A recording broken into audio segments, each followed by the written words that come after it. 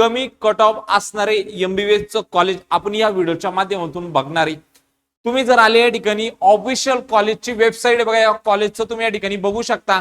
कॉलेजचं इन्फ्रास्ट्रक्चर देखील आपण बघूया। ओके, इन्फ्रास्ट्रक्चर वरती जर क्लिक केलं तर या ठिकाणी आपण कॉलेजचं काय बघू शकतो, इन्फ्रास्ट्रक्चर देखील बघू शकतो। ओके, तुम्ही बघू शकता कॉलेजचं इन्फ्रास्ट्रक्चर, कॉलेजचा हॉस्टेलचा देखील हा काय या ठिकाणी एक फोटो दिलेला आहे, कॉलेजचा फ्रंट व्ह्यू। ओके, त्यानंतर कॉलेजचं जे क्लासरूम असणार आहे ते या ठिकाणी दिलेले, लायब्ररीज वगैरे सगळे यामध्ये काय दिलेले, यांनी या ठिकाणी इन्फ्रास्ट्रक्चर मध्ये सगळे फोटोज ऍड केलेले। ओके, या कॉलेजला जर तुमचा नंबर लागते तर तुमच्या कॅटेगरीवरून या कॉलेजला काय होते, सीटला अलॉटमेंट होते। ओके, थोडक्यात तुम्ही सीईटी सेलची काउन्सिलिंग करता तर 85% स्टेट कोटा, जर तुमची कॅटेगरी ओबीसी असेल तर ओबीसी मधून तुमचा नंबर लागणार, जर तुमची कॅटेगरी एससी असेल तर एससी मधून तुमचा नंबर लागणार। थोडक्यात सांगण्याचं तात्पर्य एवढा, जर तुमची कॅटेगरी रिझर्व असेल तर तुम्हाला कॅटेगरी मधून नंबर लागतो। पण या कॉलेजचा जो कट ऑफ आहे तो का कमी जातो, याचं खरं कारण असं, जर तुम्ही कॉलेजवरती आले आणि ऍडमिशन वरती जर क्लिक केलं अंडर ग्रॅज्युएट या सेक्शन वरती, त्याही नंतर अकॅडमिक इयर 2026-27 वरती क्लिक केलं, यूजी एमबीबीएस या सेक्शन वरती जर क्लिक केलं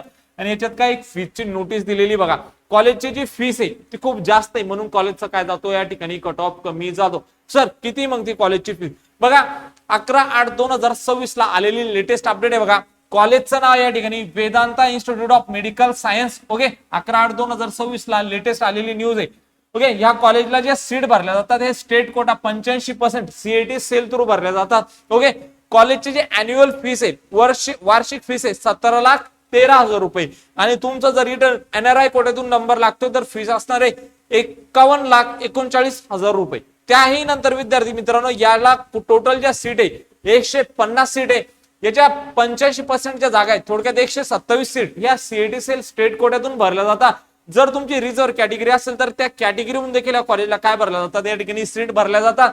त्यानंतर 15% ज्या सीट आहेत, थोडक्यात 23 सीट ह्या तुमच्या एनआरआय कोट्यामधून भरल्या जातात। ओके, कॉलेजला देखील या ठिकाणी हॉस्टेलची वगैरे सगळी फॅसिलिटीज या ठिकाणी अवेलेबल आहे। ओके, हॉस्टेलची जी फीस आहे 1,60,000 रुपये काय या ठिकाणी चार्जेस आहे। पण सांगण्याचं तात्पर्य एवढाच का या कॉलेजचा कट ऑफ का कमी जातो, अलॉटमेंट ही तुमच्या कॅटेगरी मधून होते, जर तुमची कॅटेगरी रिझर्व असेल तर। ओके, ओपन मधून होते किंवा तुमची कॅटेगरी जे काही कॅटेगरी असेल त्या कॅटेगरीमधून अलॉटमेंट होते। पण कॉलेजमध्ये ही जी फीस आहे या ठिकाणी 17 लाख, ओके 17,13,000 रुपये। ओके, यामध्ये कुठली स्कॉलरशिप मिळत नाही, म्हणून ज्यांचं बजेट 17 लाख जवळपास असेल, वर्षाला भरण्याची तयारी असेल, त्याच मुलांनी या कॉलेजचा काय करतात, विचार करतात आणि त्यांनीच काय करावं या ठिकाणी विचार करावा।